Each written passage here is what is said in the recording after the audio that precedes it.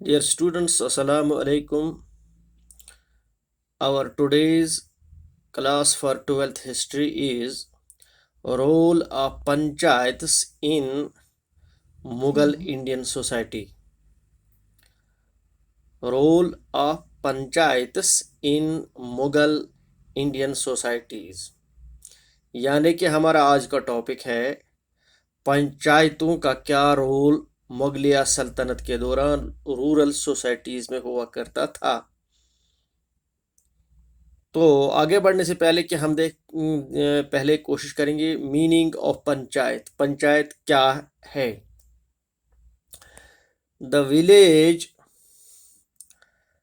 Panchayat consisted of N assembly of elders.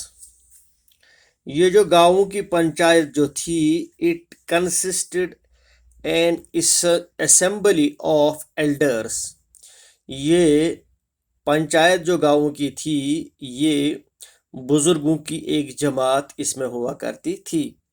इसमें गांवों के बुजुर्गों की एक जमात हुआ करती थी।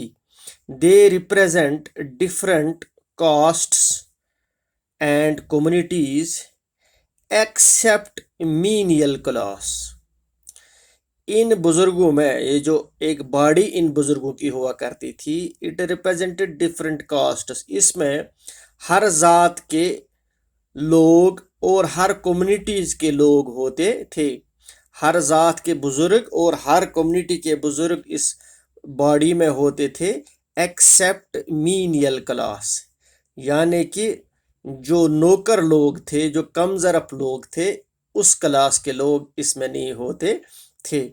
अदर देन मीनियल, नौकर क्लासों के अलावा इस पंचायत में सब कास्ट्स के, सब कम्युनिटी के एक एक दो दो बुजुर्ग लोग होते थे।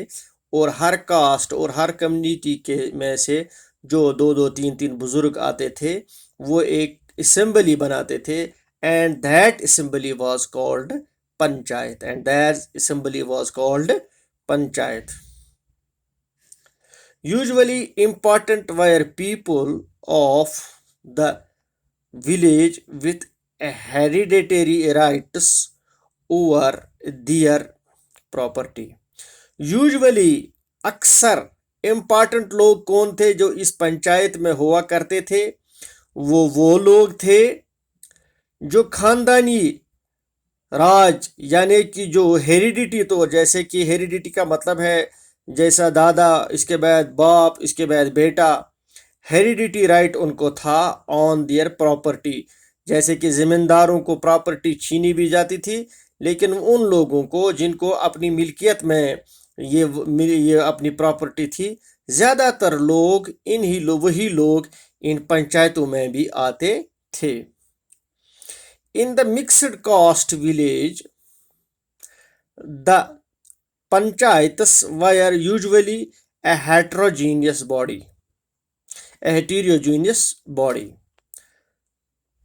In the mixed caste village, ऐसे गाँव में जहाँ पर बहुत से जातों के लोग रहा करते थे, the panchayats were usually a heterogeneous body.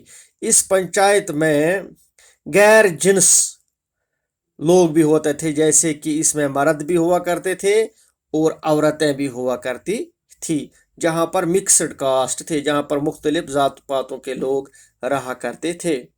The panchayats represented different castes and communities in the village.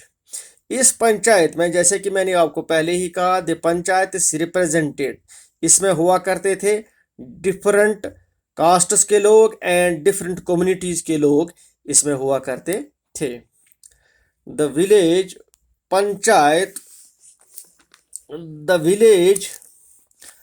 Panchayat was headed by A Mukadam.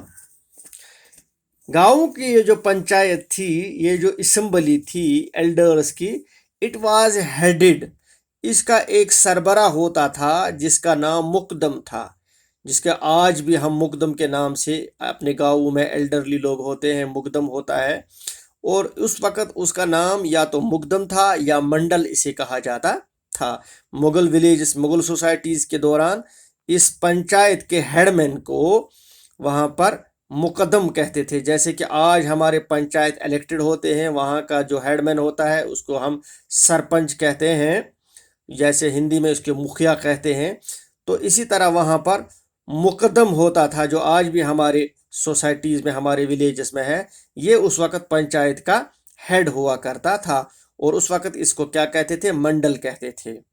He was elected by the consensus of the village elders. اس کو اس وقت کھڑا کون کرتے تھے؟ He was elected, اس کو اس عہدے پر بٹھاتے تھے by the consensus of the village elders. جو گاؤں کے بزرگ لوگ ہوتے تھے، جو گاؤں کے بزرگ لوگ ہوا کرتے تھے، یہ انہی کی خوشنودی کے ساتھ یہ الیکٹ ہوتا تھا. یعنی کہ یہاں پر سمجھنا یہ ہے کہ وہی لوگ اس کو الیکٹ کرتے تھے، اور and remained in the office till he enjoyed the confidence of the village elders. اور تب تک یہ مقدم، یہ ولیج ہیڈ اس عہدے پر رہتا تھا، اپنے آفس میں رہتا تھا، یعنی مقدم رہتا تھا، جب تک اس کو ولیج کے، گاؤں کے بزرگ لوگ چاہتے تھے، جب وہ اس کی رائے پر چلتے تھے. کنسنسس، کنفرم، جب تک اس کو ان کی کانفیڈنس ہوتی تھی، جہاں تک ان کو اس کی تائید ہوتی تھی، تب تک وہ اپنے عہدے پر رہتا تھا. تو his function was to prepare village account. اس کا کام کیا تھا؟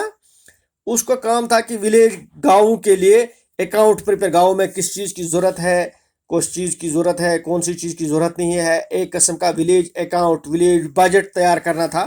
With the help of patwari. کس کے ذمے سے؟ اس کے ماتحت تھا پٹواری، اس کے ماتحت پٹواری تھا. یعنی کہ اس کا کلرک ان دنوں مغل سوسائٹیز میں پٹواری ان کا کلرک ہوا کرتا تھا مقدموں کا. لیکن آج کے جب ہم دیکھتے ہیں کہ آج پٹواری کا عہدہ کچھ الگ سا ہی ہے، تو اس زمانے میں مغل انڈیا میں پٹواری مقدم کے ماتحت ہوتا تھا. ایک قسم آپ سمجھیے کہ اس کا کلرک ہوا کرتا تھا، اور یہ اپنے گاؤں کے لیے ایک اکاؤنٹ یعنی ایک بجٹ بناتے تھے. Now we will come to the functions of the panchayats.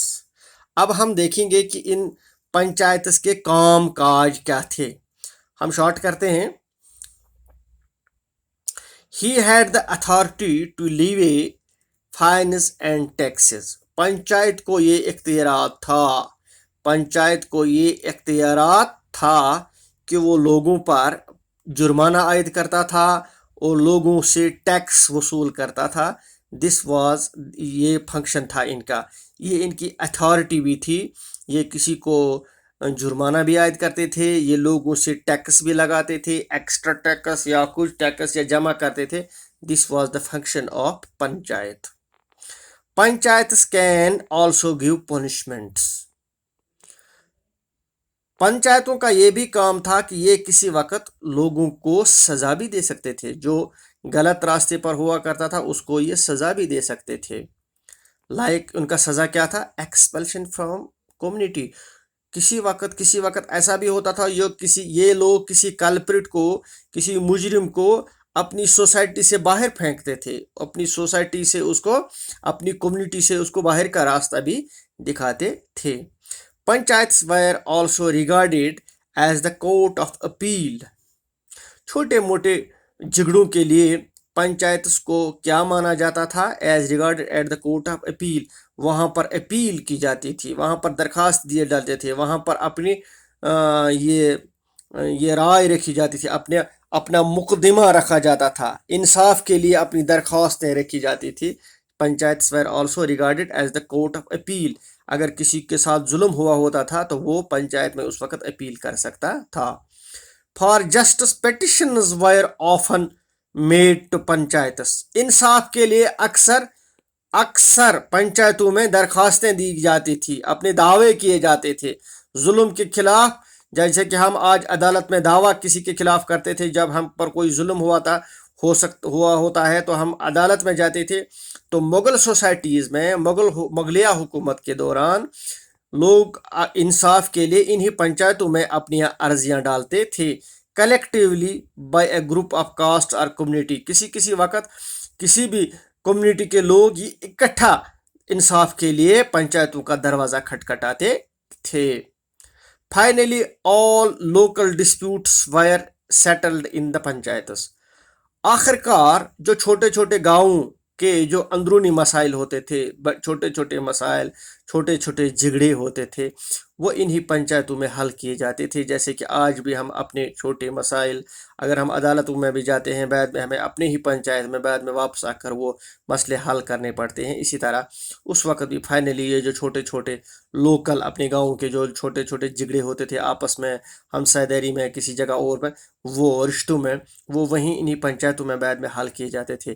Especially women disputes, especially خاص کر جو عورتوں کے معاملے ہوا کرتے تھے، جیسے آج ہمارے سوسائٹیز میں عورتوں کے معاملے ہوتے رہتے ہیں، تو وہ بھی انہی پنچایتوں میں حل کیے جاتے تھے. تو this was the function and the formation of the panchayats during the Mughal